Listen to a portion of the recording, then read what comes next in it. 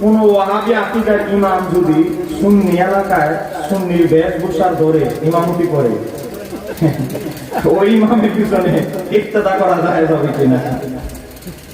অনেকে আছে এমন, মনে করেন আকীদা আরেকটা, কাশিপুর বাজার এসে টুপিটা পাল্টায় দোকান থেকে নতুন একটা টুপি কিনে ইমামতি ঢুকে গেছে, আবার মিলাদ শরীফের সাইডটা লাইন মুখস্থ করছে, কিয়ামের সাইড লাইন মুখস্থ করছে। আরে দেখেন আমি কত সুন্দর মিলাদ করতে পারি, আমার তো সুন্নিয়া দুনিয়া কেউ আছে? এমন আছে না? নাই ওই কাশিপুর বাজারে পাল্টায় তো টুপি, বলেন আছে না? নাই। আমি তাদেরকে বলবো এই ইমান নিয়ে জান্নাতে যাওয়া যাবে না। তোমার ইমান যদি আকীদা হয় ওয়াহাবি মতবাদী সঠিক, তুমি থাকো না, তুমি এই লেভেল সুন্নিয়তের লেভেল দ্বারা কি দরকার? কথা কেন কেন ঠিক হয়ে তোমার কলবে যদি এটাই বিশ্বাস থাকে এই তোমার দলটাই সঠিক, তা আমাদের দলের লেবাস লাগায় দলের নাম বিক্রি করার কোন দরকার আছে? এটা তো মুনাফিকি, এটা তো মুনাফিকি, এটা তো আরো বেশি মারাত্মক।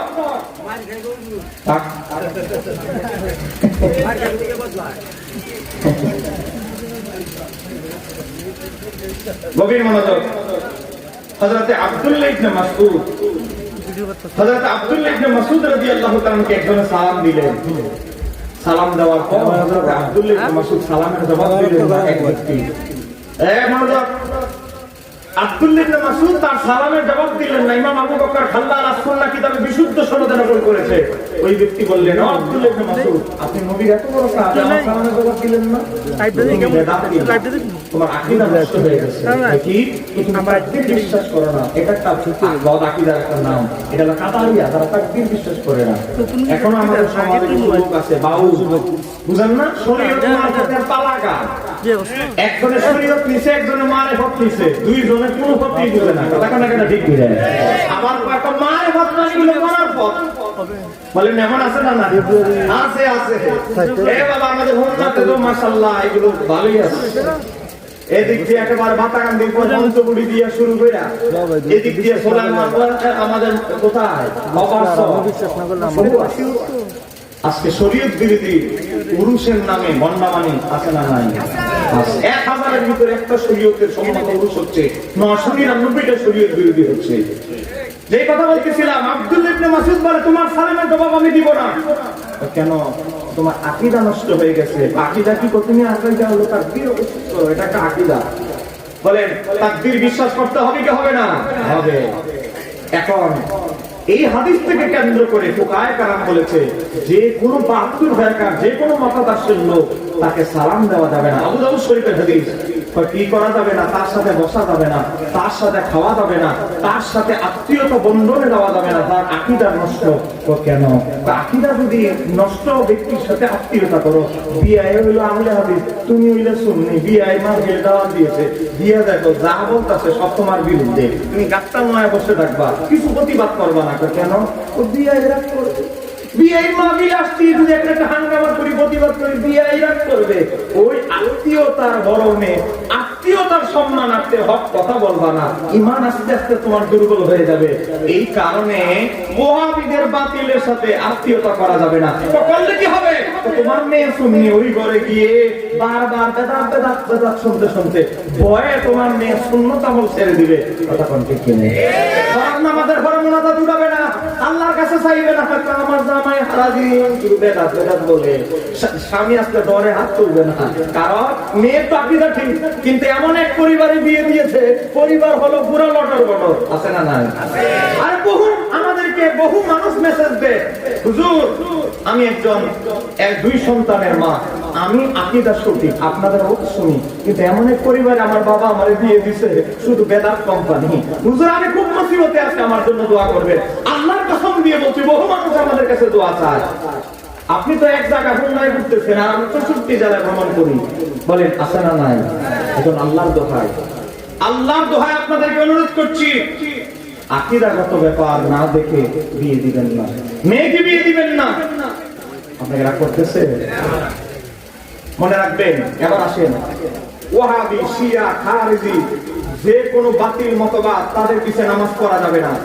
দেখেন তাদের পিছনে কেন নামাজ পড়া যাবে না? ফতোয়ায়ে আলমগীরের ভিতরে দেখেন, ফতোয়ায়ে আলমগীরের ভিতরে এসেছে পৃষ্ঠা নাম্বার 84 সেখানের ভিতরে এসেছে। কি বলতেছে সেখানে? বলতেছে হেদায়েত প্রণেতা লেখক তিনি বলতেছে ওয়ালা তাজুজুন, জায়েজ হবে না খালফার রাওয়াফিজে। তো শিয়া রাফিজিদের আরেক নাম হলো শিয়া, শিয়াদের পিছনে নামাজ বৈধ নয়। ওয়াল জাহামিয়ে, তো জাহামিদের পিছনে নামাজ বৈধ নয়। ওয়াল কাদারিয়ে, কাদারিরা তাকদীর বিশ্বাস করে তাদের পিছনে নামাজ বৈধ নয়। আরো যারা বিভিন্ন বাতিল ফেরকা আছে তাদের পিছনে নামাজ পড়া যাবে না।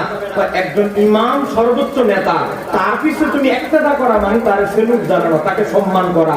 কোন গুস্তাখে রাসূল আমার নবী সাহাবীদেরকে গালাগালি করে, সাহাবীদেরকে সত্যের মাপকাঠি মানে না, নবীর শাফাত বিশ্বাস করে না, নবীকে মারা নবী বিশ্বাস করে, নবী মরে মাটির সাথে মিশে গেছে, ওই ব্যক্তির পিছনে নামাজ পড়লে আপনার নামাজ কাজে আসবে না। কথা কোন ঠিক কিনা? আর যারে আপনি নেতা বানাইছেন সামনে, তার কলব তো বসা। বলেন তার কলব কি? মরা। তার কলব তো মরা।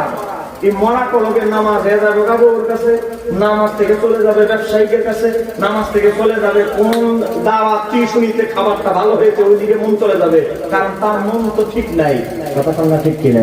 আপনার আকীদা যদি শুদ্ধ হয়ে একজন বিজ্ঞ শায়েখের সোহবতে থাকেন, কলবে এমন ভাবে জিকির জারি হবে, খাবার খাচ্ছেন, ঘুমাচ্ছেন, অটোমেটিক জিকির চলতেই থাকবে, আল্লাহর স্মরণ। একটু জোরে বলেন না সুবহানাল্লাহ। আজকে ওয়াহাবিদের দেখে আমার বাবা ভাইরা এখনো অসংখ্য সোনা কান্দার আশিকের রাসূল আছে, তাদের সিনার ভিতরে হাত দিলে দেখবেন কলব জিকির চলতেছে। কথা কোন ঠিক কিনা? এদের বড় হুজুর হেলিকপ্টার দিয়ে আসে ৮০,০০০ টাকা হাদিয়া, সিনার ভিতরে ধরে দেখবেন জিকির চলে না। কথা কর।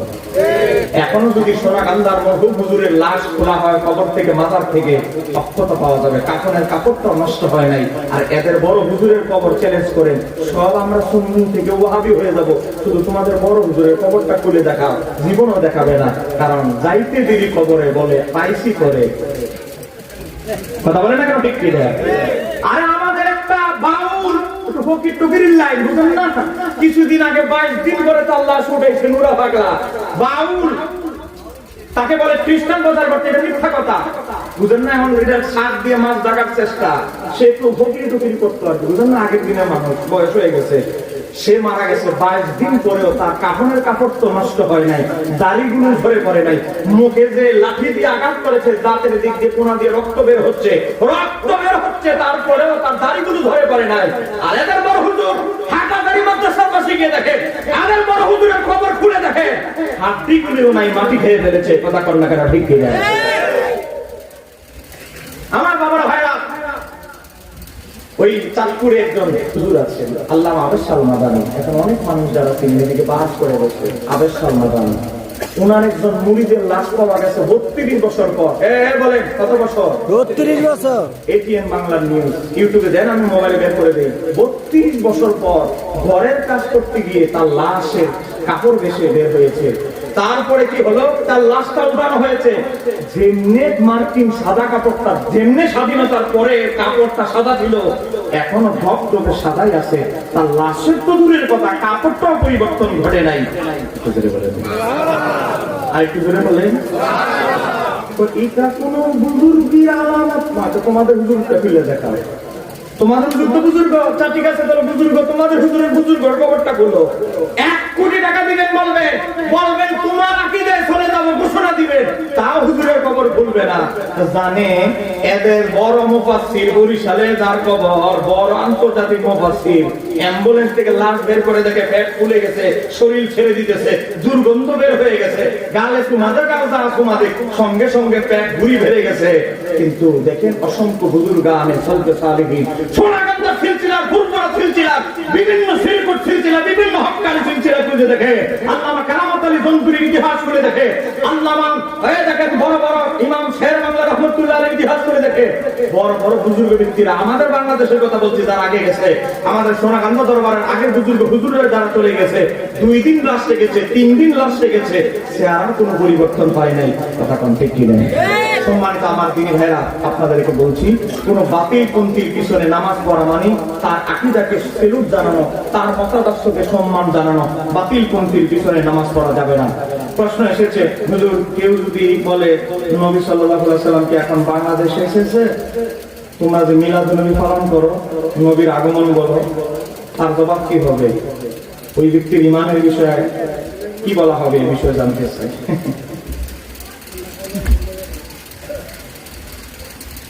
আমার বাবার ভাইয়া, আগমন একটা বাংলা শব্দ। এজন্য বলেন আগমন একটা কি শব্দ? বাংলা শব্দ। আমরা যে ঈদ বলি, ঈদ হলো এমন একটা জিনিস, মুজামুল ওয়াসিত আরবি ডিকশনারির কিতাব। আলেমান আওয়াজ আপনারা বুঝবেন না, তারপরে দলিলগুলো দিতে হচ্ছে, মিডিয়া রেকর্ড হচ্ছে বলে। এই যে আমরা ঈদে মিলাদুন্নবী পালন করি, ঈদ মানি এটা এমন একটা উৎসব, ঘটনা ঘটেছে একবার, আসে বারবার। কিন্তু জুমার দিন ঈদের দিন, কেন জানেন জুমার দিন ঈদের দিন? ইবনে মাজাহ শরীফ খুলে দেখেন, জুমার দিন আদম আলাইহিস সালামকে সৃষ্টি করা হয়েছে। আদমকে বানানোর দিন যদি জুমার দিন ঈদের দিন হয়, যাকে সৃষ্টি না করা হলে কিছু সৃষ্টি করা হতো না, তার আগমনের দিন ঈদের দিন হলে কোন অসুবিধা আছে? এদের জ্বালা এলার্জি খাইজানি। জুমার দিন ঈদ হতে পারে, কিন্তু নবীর আগমনের দিন ঈদ হতে পারে না। তাহলে আদম নবীর মর্যাদাকে আমার নবীর উপরে যারা দিতে চায়, তাদের কি ইমান শুদ্ধ থাকবে? আদম নবী আসরের ময়দানে বলবো অমুকের কাছে যাও, অমুক বলবে অমুকের কাছে যাও, সব অমুক শেষে আমার নবীর দিকে পাঠাবে। বলেন বাস্তব না বাস্তব? আদম নবী স্বয়ং আমার নবীর উসিলায় দোয়া করেছে। মুস্তাদরাক আলা সহিহ 4228 নম্বর হাদিস। আদম নবী বলেছে, ইয়া রাব্বি আসআলুকা বিহাক্কি মুহাম্মাদিন, ও মাওলা তোমার হাবিবে মুহাম্মদ সাল্লাল্লাহু আলাইহি ওয়াসাল্লামের উসিলায় আমার প্রার্থনা কবুল করো। আমার আল্লাহ বলে কবুল করব, উত্তর একটা দিতে হবে। উত্তরটা কি? তুমি আমার হাবিবের কেমনে চিনলা আমি যে তাকে ভালোবাসি? তুমি যখন আমাকে সৃষ্টি করেছো, আমাকে সৃষ্টি করার পরে যখন আমার দেহের ভিতরে রু দিয়েছো, রু দেওয়ার পরে মাথাটা আমি উঠাইলাম আদম, সর্বশেষ উঠানোর পর আমার চোখের পাওয়ার চলে গেল কোথায়? আরশে আজিমের কুটিতে। দেখলাম আল্লাহর পাশে, ও মাওলা তোমার পাশে একজন ব্যক্তির নাম লিখেছো। আমি জিবরাইলকে দেখেছি, মিকাইলকে দেখেছি, ইসরাফিলকে দেখেছি, আজরাইলকে দেখেছি, কারণ তোমার পাশে লেখো না, যার নাম তোমার পাশে লিখেছো। এতে আমি বুঝেছি আহাব্বাল খালকি, তিনি হচ্ছে তোমার সৃষ্টি মাখলুকের ভিতরে সবচেয়ে আহাব্বা, প্রিয়। এতে আমি আদম বুঝেছি, যতই এত দোয়া করি আর যত কিছুই করি, আল্লাহ প্রিয় ব্যক্তির নেসবতে যদি দোয়া করি, আল্লাহ ফেরত দিবে না। আমার আল্লাহ বলে, সাদাক্তা আদম, তুমি সত্য বলেছো, তোমার সব মাপ। শুধু এখানেই শেষ না, আরো জানানো, আলাউলা মুহাম্মাদ, যদি আমার হাবিবকে সৃষ্টি না করতাম, খালাক্তুকা, তোমারও সৃষ্টি করতাম না। একটু ধরে বলেন না সুবহানাল্লাহ। বলেন আমার নবীর উসিলায় সব কিছু সৃষ্টি। সেই নবীর আগমনের দিনে আমাদের কিছু ভাইদের কষ্ট হয়, বলে ভয় কি হয় না? হয়। নবীর আগমনের তার বেজার, অথচ আমার নবীর যখন আগমন হয়, যার কিতাব পড়ে মৌলভী সাহেব হয়েছে, সেই কিতাবের নাম হচ্ছে মাকারিদুন নবুয়্বত, লিখেছেন আল্লামা শায়খ আব্দুল হক মুহাদ্দিস দেহলভী। সেই শায়খ আব্দুল হক মুহাদ্দিস দেহলভী তার কিতাবের ভিতরে লেখে, কি লিখেছেন? কিতাবের ভিতরে এসেছে, আমার নবীর যখন বিলাদাত হয়, আগমন হয়, আবু কুবাইস পাহাড়ের উপরে একজন ফেরেশতা সবুজ পতাকা উত্তোলন করে আর বলেছিল, ইয়া মাশারাল কুরাইশ, হে কুরাইশবাসী, আখিরি নবীর আগমন হয়ে গেছে, নবীল উম্মির আগমন হয়ে গেছে, মক্কা থেকে, আরব থেকে মূর্তি পূজা বের হয়ে যাবে। একটু জোরে বলেন না সুবহানাল্লাহ। পতাকা উত্তোলন করেছে, পতাকা উত্তোলন করেছে। আজকে সৌদি, আজকে ভারতে যান, পাকিস্তান যান, বাংলাদেশে, সারা বিশ্বে সবুজ পতাকা আমরা জুলুস উত্তোলন করি। তার কারণ আবু কুবাইস পাহাড়ে ওই দিন নবীর আগমনের দিন সবুজ পতাকা উত্তোলন করেছে ফেরেশতারা। একটু জোরে বলেন না সুবহানাল্লাহ। আর একটু জোরে বলেন না সুবহানাল্লাহ। আমার বাবারা ভাইরা, আগমন সে মনে করেছে এখন এসে বসে। আগমনের অনেক তথ্য তুমি জানতে হবে। বাংলা পড়াশোনাও তুমি ঠিক মতো করো নাই, পড়তে হবে। সমর্থক শব্দ একটা শব্দের এক অর্থ হয় না। এই যে এটার নাম, এই যে আমাকে দেখতে পাচ্ছেন, আমার যে একটা জিনিস, এই জিনিসটার নাম কি? হাত। জোরে বলে না, এটার নাম কি? হাতের 10টা অর্থ আছে। আপনি বলবেন হুজুর হাতের 10টা অর্থ বলে দেখেন না। তার সাথে লাগিস না, তার সাথে কিন্তু বড় লোকের হাত আছে। তার মানে এই লোকের হাত বড় লোকের উপরে পড়ে রয়েছে না, কিন্তু মানে তার সাথেও বড় শক্তিশালী লোকের সম্পর্ক আছে। এখন তো হাত অর্থ ব্যবহার করেছে, কথা কেন ঠিক কিনা? এই যে সাথে, তুমি যেখানেই থাকো না কেন আমি তোমার সাথে আছি, তুমি আগাইতে থাকো তোমার সাথে আমি আছি। এর মানে তোমার পিছিয়ে পিছিয়ে আমি লোক সাথে সাথে আছি এরকম না, মানে উৎসাহ উদ্দীপনার শক্তি দিয়ে তোমার পাশে আছি। সাথে এক অর্থ, এক শব্দ সাথে অর্থ আছে 11টা বাংলা ডিকশনারিতে। অতএব আগমন মানে এখন এসে বসছে, এটা তোমার কোন মৌলবী কোন বাংলাদেশ তোমার খুঁজে পেয়েছো? এ বাবা, আগমন মানে আমার নবীর আগমনের মাস, আগমনের তারিখ, এটাকে আমরা বলি। কথা বলেন না কেন? ঠিক কিনা? ঘটনা ঘটেছে একবার, আপনার জন্মদিন পালন করেন জীবনে প্রতি বছর বারবার, কিন্তু জন্ম হয়েছে আপনার কয়বার? কথা বলেন না? একবার জন্ম হয়েছে আপনার, একবার জন্মদিন পালন করতেছেন প্রতি বছর বারবার।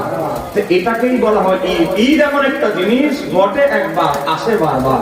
যেমন ঈদ উল ফিতর, ঈদ উল আযহা। ঈদ উল আযহায় ঘটনা ঘটছে ইসমাঈল আলাইহিস সালামের একবার, কিন্তু আমরা প্রতি বছর পালন করি। প্রতি বছরই ঈদ উল আযহা আসে কি আসে না?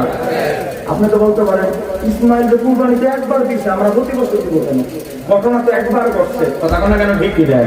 এই যুক্তি দিলে চলবে না, বললে চলবে না। বিবি হাজেরা তো দৌড়াদৌড়ি করছে, সাই করছে একবার জীবনে, আমরা কেন প্রতি বছর প্রতিবারই করতে হবে?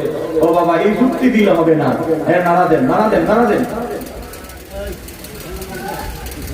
সুন্দর করে। নারে তাকবীর, আল্লাহু আকবার।